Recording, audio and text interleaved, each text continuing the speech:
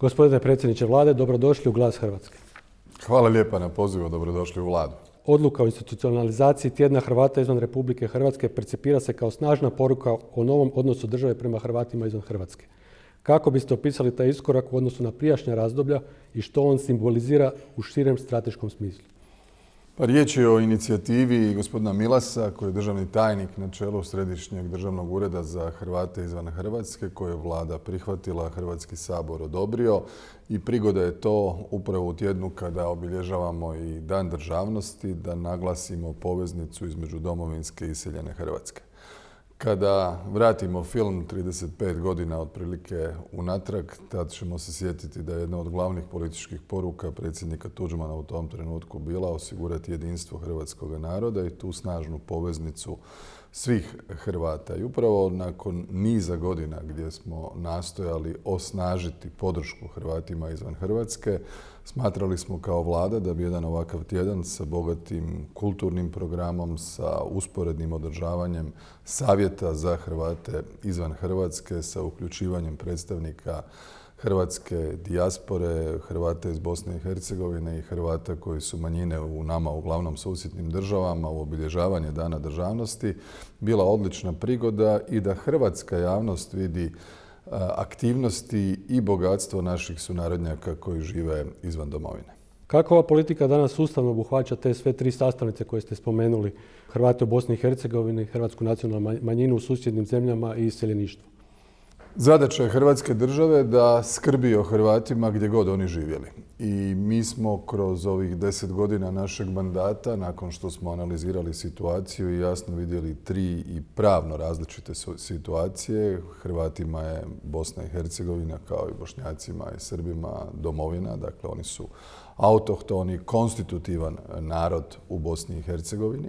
I s te strane važno je da taj posebni status, tu mislim na punu ravnopravnost, zadržimo, a da Hrvatska ne samo što pomaže cijeloj Bosni i Hercegovini, to se vidjelo na primjeru praktički trenutne reakcije kod otvaranja ovoga novoga mosta kod Gradiške u trenutku kad je stari napukao, gdje su sve naše službe praktički u par sati bile spremne prihvatiti i regulirati sav promet sa carinom, sa svim onim inspekcijama koje su nužne, pa do snažne potpore Hrvatima, upravo zato što su najmalobrojniji, što žive neki u dijelovima Bosne i Hercegovine gdje im je potrebna i ekonomska pomoć, gdje je potrebno potaknuti aktivnosti koje čuvaju naš kulturni identitet, a u konačnici velike projekte infrastrukture. I s te strane, kad je riječ o Hrvatima u Bosni i Hercegovini, uz naš snažan međunarodni angažman po strateškim pitanjima za Hrvate u Bosni i Hercegovini, mislim da smo kroz sve ove godine uz intenzivnu suradnju s političkim predstavnicima hrvatskog naroda, tu mislim na gospodina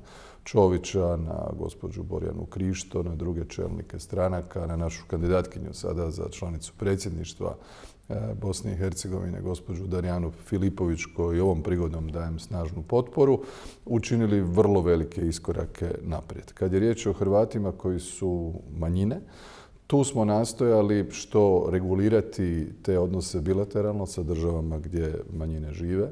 Nastojimo uvijek ovu izrazito, ja bih rekao, kvalitetnu praksu sa vrlo snažnim standardima koje imamo u Hrvatskoj. U Hrvatskoj je 8 zastupničkih mjesta fiksnih za predstavnike manjina, 3 za predstavnike srpske manjine i ostalih 5, bilo individualno, bilo jedna grupa manjina koje na kraju biraju onoga koji ih predstavlja. I takvu praksu pokušati što više vidjeti i u drugim zemljama. To nije nužno svugdje slučaj. Hrvatska je to u kontekstu svog međunarodnog priznanja napravila kao iskorak i sa Ustavnim zakonom. I taj segment, mislim da kad gledamo cjelinu, ide sve bolje i bolje i mnoge države daju podršku hrvatskoj manjini. Ima situacija gdje bismo očekivali i više, ali tamo gdje to nije slučaj, onda nastupa međunarodno snažnija, ekonomski sposobnija hrvatska država koja putem različitih programa podupire Hrvate izvan Hrvatske koji su nacionalne manjine. A kad je riječ o Hrvatima koji žive u zemljama gdje nisu manjine, nego su jednostavno dio našeg, ja bih rekao, više desetljetnog iseljeništva. Tu smo napravili baš velike iskorake i u financijskom smislu i potpora i kontakata i učenja hrvatskog jezika i različitih programa koji omogućuju osobito mladima koji su rođeni kao, ne znam, 5., 6. generacija i da posjete Hrvatsku. Neki se zaljube pa i ostanu. Imali smo i takvih slučajeva u više tura koje su posjetile i vladu ovdje, a oni drugi da održe te veze sa domovinom. Jer nije isto ako ste na jugu Argentine ili negdje u Sjedinjenim Američkim Državama ili u Boliviji, Venezueli ili ste u Njemačkoj. To je jedna sasvim druga situacija, tako da su ti iskoraci po meni jako dobri. Ono što je najvažnije, ne pomaže Hrvatima van Hrvatske samo Središnji državni ured za Hrvate izvan Hrvatske, nego je to jedan međuresorni napor više resora koji su angažirani. Uspostavom Ministarstva demografije i useljeništva dodatno je ojačan institucionalni okvir. Kako ocjenjujete sinergiju između novog ministarstva i Središnjeg državnog ureda za Hrvate izvan Republike Hrvatske, kojeg ste spomenuli, u provedbi zajedničkih ciljeva? Pa jako dobro. To su sve aktivnosti koje su komplementarne, neki imaju više političku dimenziju, neki imaju operativnu dimenziju, ali što je više resora angažirano, a tu su naravno i vanjski poslovi, i Ministarstvo kulture, i Ministarstvo obrazovanja. Kad je riječ o Hrvatima u Bosni i Hercegovini nema resora koji nije angažiran. Pomaže i Ministarstvo prometa, i Ministarstvo regionalnog razvoja, i Ministarstvo poljoprivrede. Svi imaju neki poseban program jer smo s godinama razumjeli da ta podrška mora biti međuresorna i onda kad se sve te aktivnosti stave na kup, onda se vidi ogromno povećanje investicija i u konačnici realizacija projekata. Spomenuli ste investicije. U državnom proračunu ulaganja u programe za Hrvate izvan Hrvatske bilježe stabilan rast. Koliko su ta ulaganja veća nego prije? Ona su puno veće nego prije. Sam Središnji državni ured mislim da je došao negdje do oko 40 milijuna eura.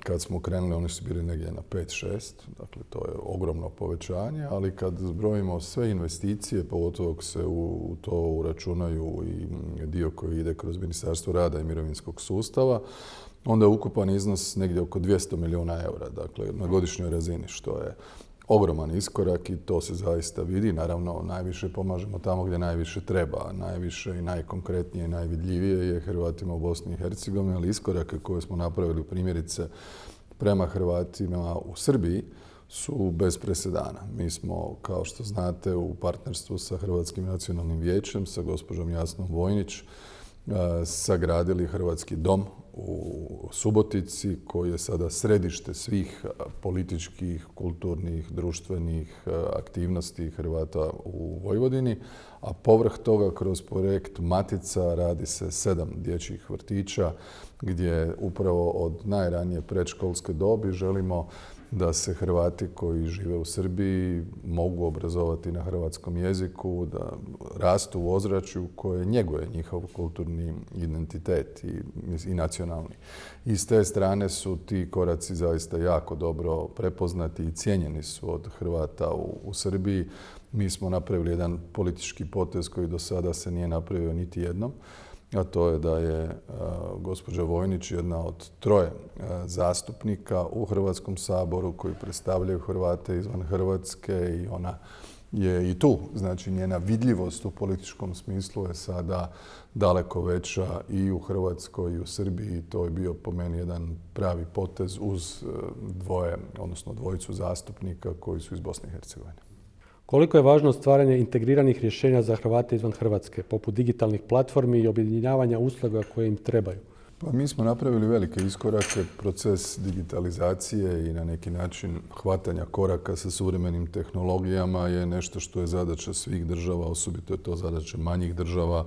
Ne možemo usporediti investicije u nove tehnologije, u ICT sektor, umjetnu inteligenciju u Sjedinjenim Američkim Državama, pa čak ni u cijeloj Europi, a kamoli onda u zemljama koje su manje, imaju manje kapacitete. Ali mi smo sa našim uslugama e-građani prvo napravili da smo od jednog relativno skromnog broja ljudi koji su to koristili sada narasli na brojeve koji nisu bili zamislivi prije nekoliko godina. Sve je to dostupno naravno i Hrvatima izvan Hrvatske. Oni mogu sada praktički online dobiti što god žele od informacija, riješiti dokumentaciju. Promijenili smo zakon o hrvatskom državljanstvu, uveli smo porezne poticaje, dakle imamo sada status povratnika. Status povratnika znači da netko tko je živio vani, vraća se u Hrvatsku, ima praktički isti porezni status da ne plaća 5 godina porez na dohodak, kao što smo ovdje regulirali sa mladima do 25 godina. I to je ozbiljan poticaj, dakle to nije nešto što se može tek tako zanemariti. Do sada je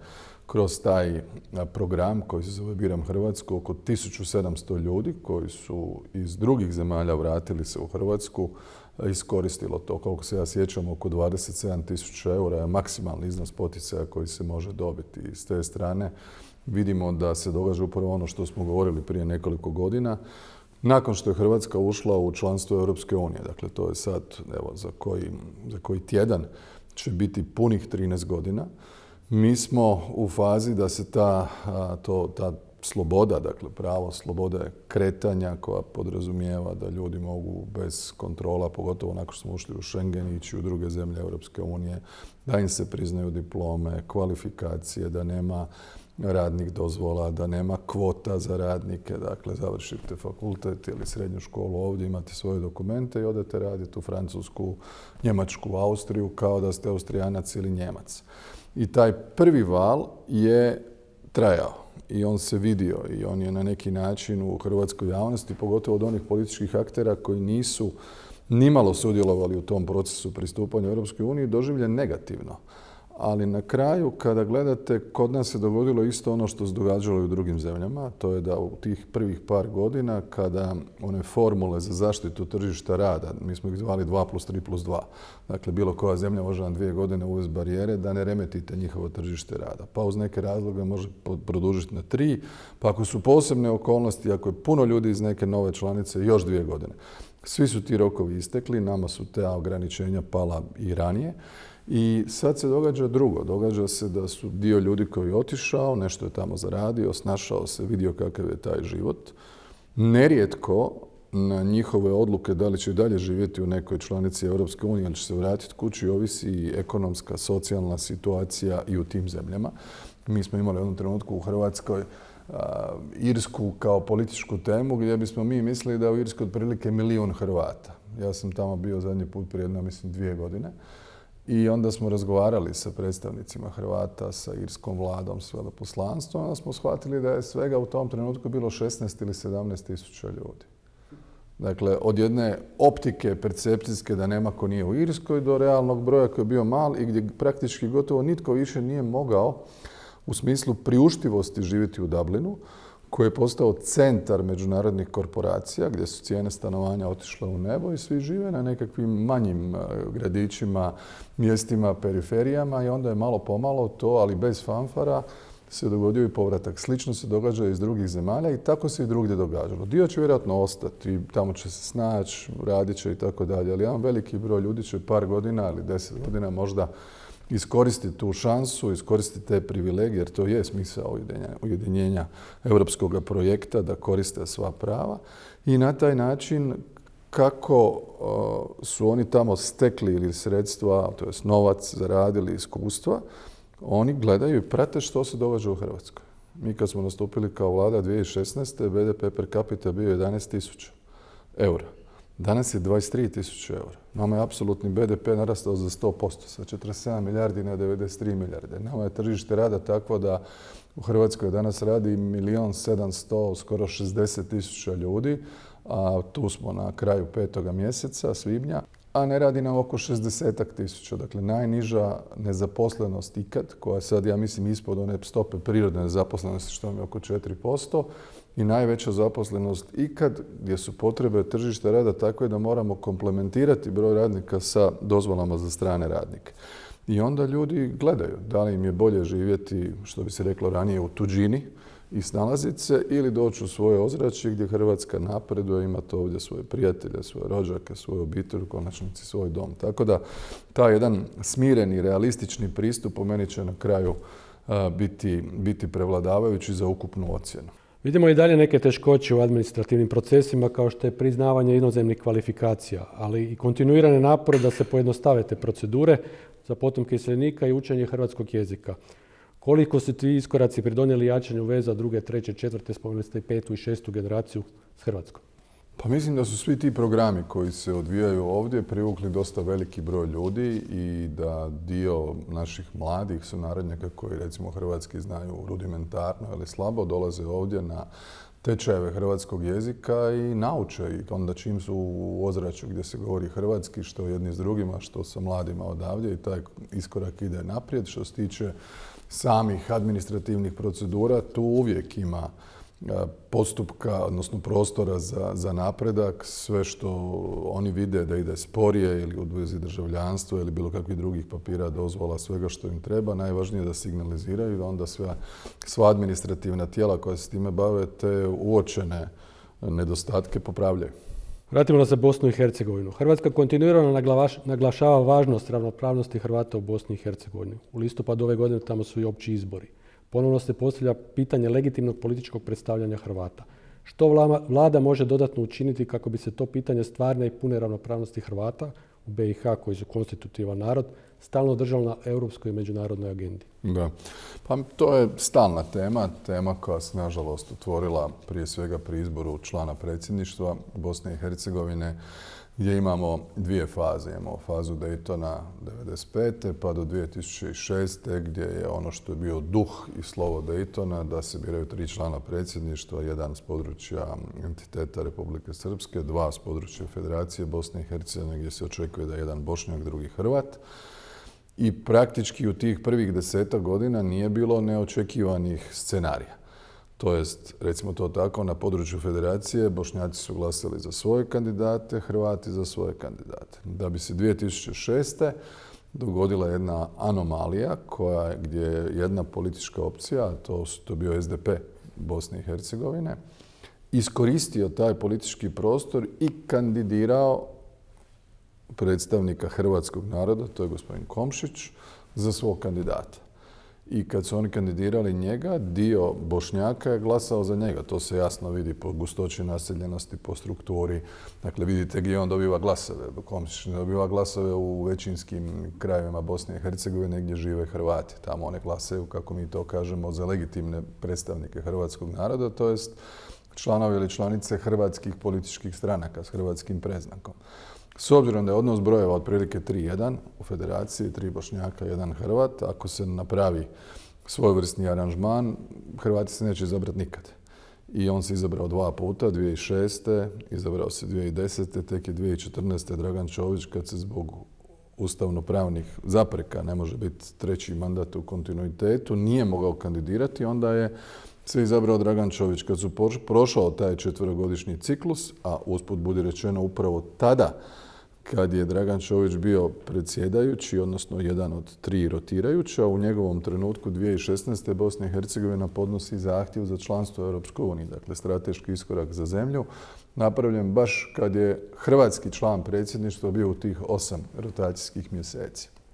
Što govorim kao stalnu političku orijentaciju Hrvata da vuku cijelu Bosnu i Hercegovinu prema Europskoj uniji, što je logično. I nakon toga već 2018. ponovo Komšić, 2022. ponovo Komšić. Sad se nalazimo u novom izbornom ciklusu gdje se on opet ne može kandidirati, ali sugerira da je njegov savjetnik, suradnik, gospodin Kovačević, bude kandidat. I zato je važno da političke stranke hrvatskog predznaka dobro promisle kako imati što manje rasipanje glasova i što više fokusa da iskoriste ovaj trenutak. Ovo je onaj trenutak u 3 izborna ciklusa kad su realno šanse veće. Zadnji put je to bila gospođa Krišto, napravio se maksimalan napor i opet nije bilo dosta. I mislim da ta frustracija kod Hrvata u Bosni i Hercegovini u potpunosti opravdana. To nije bio smisao Daytona. Ja sam razgovarao sa našim iskusnim, starijim ljudima koji su bili u Daytonu i pitali smo ih kasnije, ste vi vodili računa o tome? Kaže, pa ne, pa to je bilo tada jasno, nije nikome to niti sa bilo koje strane izgledalo da bi se tako nešto moglo dogoditi. I zato je važno, to su ta 2 trenutka međunarodnih ugovora. Jedan je moment, trenutak, sadržaj, kontekst kad se to zbiva, ili pritisak, ili nekakva šira želja, poticaj međunarodne zajednice. I onda kako to izgleda kasnije u praksi. To je jedna dobra škola da treba voditi računa o tome na što se stavlja potpis. Nažalost, došlo je po meni do te jedne anomalije u provedbi samoga sporazuma. Izborni zakon, to jest njegove izmjene, zahtijevaju dogovor sva tri naroda. To djeluje kao neka trakavica, nije se nikad riješilo. Međunarodna zajednica u ovom trenutku nije pokazala dovoljnu želju i snagu da to presječe i na neki način stavi veći pritisak. I nalazimo se tu gdje se nalazimo. Osjećaj jednog od tri konstitutivna naroda, u ovom slučaju Hrvata, da mu se na taj način čini nepravda, pa nije blagotvoran za kvalitetno funkcioniranje institucije. Mi to stalno govorimo. Ja pokušavam moje recimo narativ na Europskom vijeću, kažem kolegama, evo zamislite vi sad da su umjesto Hrvata u Bosni i Hercegovini predstavnici vašeg naroda i da se ne mogu izabrati u tročlano predsjedništvo. Šta biste vi napravili? I onda nema argumenta, onda svi staju. Onda tek shvate o čemu se radi. Vodite računa, ima jedan detalj koji je jako bitan, o kojem mi malo govorimo ovdje, a to je da je od početka 90-ih, pa i od tog Washingtonskog sporazuma, od Daytonskog sporazuma, do danas prošlo užasno puno vremena. 31 godina. Vi danas gotovo da nemate aktera, ajmo reći to tako, koji je bio aktivan iole onako kao što je danas, da se uopće sjeća onoga što se tad zbivalo. Su puno mlađi ljudi, potpuno sa drugim prioritetima, sa svijetom koji izgleda sasvim drugčije. I njima prezentirati tu kompleksnost te situacije postaje sve teže. Nešto mi ne znamo što bi rekli, nego što oni to malo teže percipiraju kao problem, jer je prošlo 3 desetljeća i više. I ja se sjećam kad sam bio zastupnik u Europskom parlamentu, bilo je par iskusnih kolega koji su bili akteri tog vremena, 90. 91. do 95. Njima nije trebalo puno da im rastumačite o čemu se radi. Njih više nema. Nema nikoga. Svi su u penziji. Ovi koji su sad, to je sad već druga, treća, peta ruka, morate im ovako ko ovu brošuru o tjednu Hrvata izvan Hrvatske napisati da bi se to nekako stabiliziralo. Što je u biti problem? U posljednjih 10 godina za programe Hrvata u BiH izdvojeno je više od pola milijarde eura. U kojoj mjeri financijska potpora vlade može biti jedan od ključnih instrumenata očuvanja, opstanka i ostanka Hrvata u BiH? To je također naš strateški odabir. Dakle, ja ću reći to na 3 primjera koja smo smatrali da su ključna. Jedan je potpora obrazovanju, a to je snažna financijska potpora koju daje Hrvatska država sveučilištu u Mostaru. To je jedino sveučilište koje je, recimo to tako, dominantno vezano za Hrvate i za hrvatski narod i mi podržavamo njih i financijski da mogu lakše servisirati obveze prema svojim profesorima, zaposlenicima, programima. Veliki broj profesora iz Hrvatske i predaje, između ostaloga, na različitim fakultetima sveučilišta u Mostaru i tu smatramo da je to dugoročna investicija u obrazovanje, što je važno za opstanak hrvatskog naroda. Drugi segment je zdravstvo. Imate kliničku bolnicu u Mostaru, koja je moderan zdravstveni centar za sve, ne naravno samo za Hrvate. I mi smo napravili jedan aranžman gdje ih Ministarstvo zdravstva već nekoliko godina također financijski podržava kako bi oni mogli servisirati svoje obaveze. I to, između ostaloga, imaju koristi nekad i naši ljudi koji žive recimo na području Dubrovačko-neretvanske županije, Ušće, Neretve, Ploče, Metković, nerijetko ljudi, ako je nešto hitno, najprije i najbrže im je u konačnici otići u Mostar, brže im je to nego doći do Splita. Tako da oni i koriste te zdravstvene usluge. Treći element koji je napredak u tijeku je izgradnja Hrvatskog narodnog kazališta u Mostaru.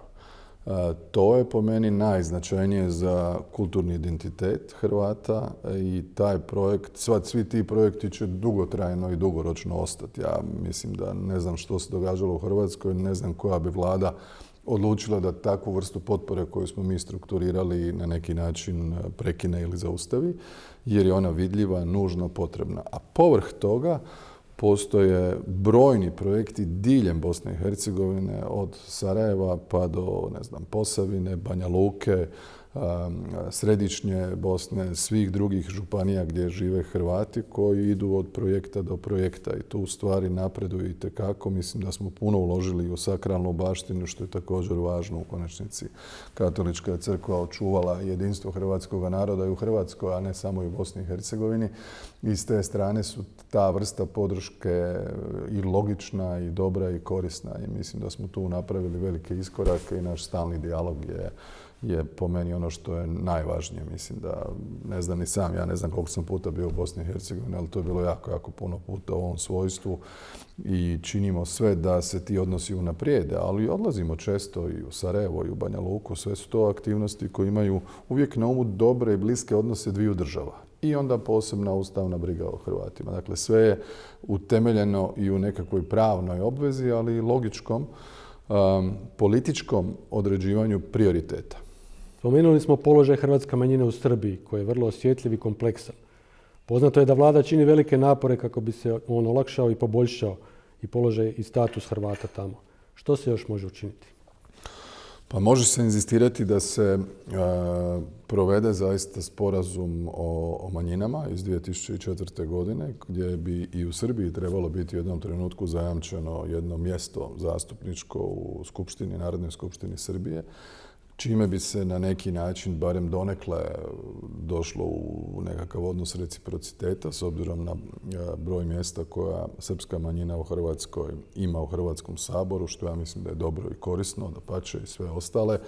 Oni su sastavni dio hrvatskog političkog spektra i mislim da smo tu mi visoko digli standard i ta suradnja zaista jako dobro funkcionira sa svima. To je jedna stvar. Druga je da se riješe ta rezidualna pitanja. Tu mislim prije svega pitanja ratnih zločina, pitanja nestalih, rješavanje pitanja granice između dvije zemlje, a Hrvati su nam poveznica. Dakle, mi smo napravili puno iskoraka koji su osobito tamo gdje Hrvati mahom žive, dakle to je Vojvodina, ima ih također i u Beogradu, ali većina Hrvata koja živi u Srbiji živi u tom dijelu i mislim da smo tu napravili sa strukturiranom suradnjom što sa političkim strankama, što sa Hrvatskim nacionalnim vijećem iskorake koji su bez presedana do sada i koji su jako dobri i to se osjeti i vidi. I često idu i ministri i drugi državni dužnosnici i župani su prisutni na brojnim događajima koji se događaju za Hrvate u Srbiji i tako će se i nastaviti. Kako ocjenjujete položaj hrvatske nacionalne manjine u Crnoj Gori? Da, mislim da kao i u Srbiji, dakle, koji je naš politički cilj? Spriječiti asimilaciju. Mi vidimo statistike, dakle, brojevi kakvi su bili recimo od 90. 91. su se smanjili praktički 4 puta u Srbiji. U Crnoj Gori smo sada negdje na oko 6.000. Mi imamo odličnu suradnju sa gospodinom Adrijanom Vuksanovićem, sa gospodinom Dekovićem, sa drugim predstavnicima Hrvata iz Crne Gore. U konačnici kulturni dom u Donjoj Lastvi je konačno vraćen onome koga je izgradio. To su Hrvati Crne Gore. Tu smo napravili jedan aranžman sa vladom Crne Gore jer je bilo nekih zapreka na razini lokalnih vlasti, ali to je sada riješeno. I nama je najvažnije da tamo ne dođe do fragmentacije. Realno, po njihovom izbornom sustavu, oni moraju, s obzirom na malobrojnost Hrvata, dobiti određeni postotak glasova da bi ušli u Narodnu skupštinu Crne Gore. Kada dolazi do fragmentacije, oni to ne mogu postići. Dakle, broj pada ispod praga i onda ostaju bez zastupnika, čime su puno manje utjecajni, manje vidljivi i slabije mogu artikulirati svoja politička stajališta. Sada to nije slučaj. Gospodin Vuksanović je vrlo aktivan, agilan i mi smo u čestoj komunikaciji. On dolazi ovdje povremeno na briefinge da vidimo što možemo napraviti i gledamo kako taj europski put i Bosne i Hercegovine i Srbije i Crne Gore i drugih zemalja u našem okruženju, Sjeverne Makedonije, Albanije, Kosova, može biti u funkciji snaženja položaja Hrvata koji tamo žive. Praktički oni su uvijek onaj politički motor koji se jako zalaže za to i mi smo ti koji želimo da naše jugoistočno susjedstvo bude što stabilnije. Ako su u Europskoj uniji stabilniji su, veće su šanse za razvoj, manje je šansi za sukob bilo kojeg karaktera, bolje će se kontrolirati nezakonite migracije, bit će bolja prometna povezanost i ljudi će imati manje problema na granicama kao ovaj entry-exit sustav koji je sad napravljen ne radi toga da neko ko nije svojevrsna migracijska prijetnja, nego radi širih problema s kojima se Europa suočavala od covida, terorizma, nezakonitih migracija. Svi su se ti mehanizmi postrožili, pa onda ima i nekakve nus efekte koji nisu nužno blagotvorni za olakšano kretanje. Vidite li upravo u mlađim generacijama izvan Hrvatske ključni potencijal za daljnje jačanje demografske i društvene revitalizacije Hrvatske? Pa pitanje demografske revitalizacije je najvažnije pitanje hrvatskog naroda. Mi kada realno gledamo sve iskorake koje smo napravili u proteklim godinama i u smislu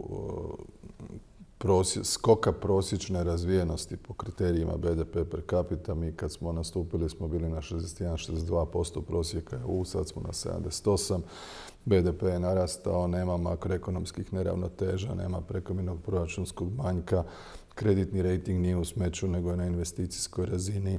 Zaposlenost je nikad veća, nezaposlenost nikad manja, plaće su narasle. Evo danas je, ja mislim, situacija da je prosječna plaća na 1555 eura u Hrvatskoj. Ambicija koju smo si zadali u trećem mandatu je da prosječna plaća do sredine 2028. kad je novi izborni ciklus za Hrvatski sabor, dođe do 1600 eura. Dakle, nama fali sad 45 eura, što je jasno upućuje na zaključak da će taj politički cilj i ekonomski cilj biti realizirani ranije.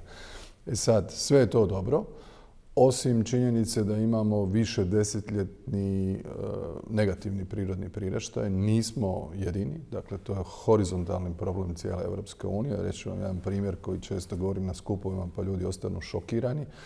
Dakle, cijela Europska unija je 2016. kad sam ja postao premijer imala 460 milijuna ljudi otprilike. Danas ih ima isto toliko. 2050. će imati isto toliko. Mi smo prije pola godine bili u Angoli na samitu Afrička unija, Europska unija. Sad pogledajte podatke za afrički kontinent. Njih je 2016. bilo milijardu 250 milijuna. Sada ih je milijardu 550 milijuna, a za 24 godine do 2050. bit će ih 2,5 milijarde. Znači, kontinent koji je tu, nas geografski dijeli samo Italija, će se praktički poduplati u razdoblju od 30-35 godina. Mi ćemo ostati na istome. Prosječna starost stanovnika Afrike je 19 godina. Europska unija danas je oko 43 godine. Mi smo čak malo iznad toga, 44. Ovako kako je, dakle, mi tu demografsku utakmicu ne da gubimo, nego gubimo na očigled. I to sad nije neka tema koja je u nekakvoj jako dalekoj budućnosti, ta tema je sutra. Dakle, ljudi koji su rođeni, recimo, kao moja djeca, oni će sve to vidjeti. Dakle, živit će cijelo ovo stoljeće ako im Bog da zdravlja.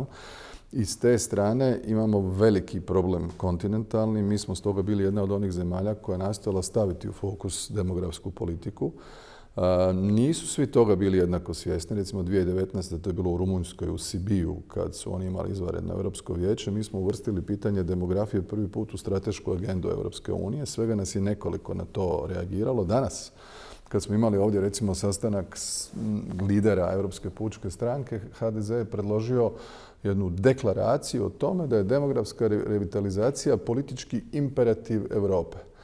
I ne samo da o tome govorimo, dakle nije to sad samo stvar političkog narativa. Naša je vlada u trećem mandatu u ovoj proračunskoj godini izdvojila 840 milijuna eura za različite aspekte demografske politike. Jedan od načina kako da rješavamo srž tog problema je da potaknemo dio Hrvata koji žive vani da se vraćaju, da taj svoj u konačnici demografski potencijal priključi ovim naporima, a to je da barem ublažavamo što više možemo, a tu su podaci interesantni, nešto je čak i više rođenih bilo u odnosu na prošlu godinu ili pretprošlu i prošlu.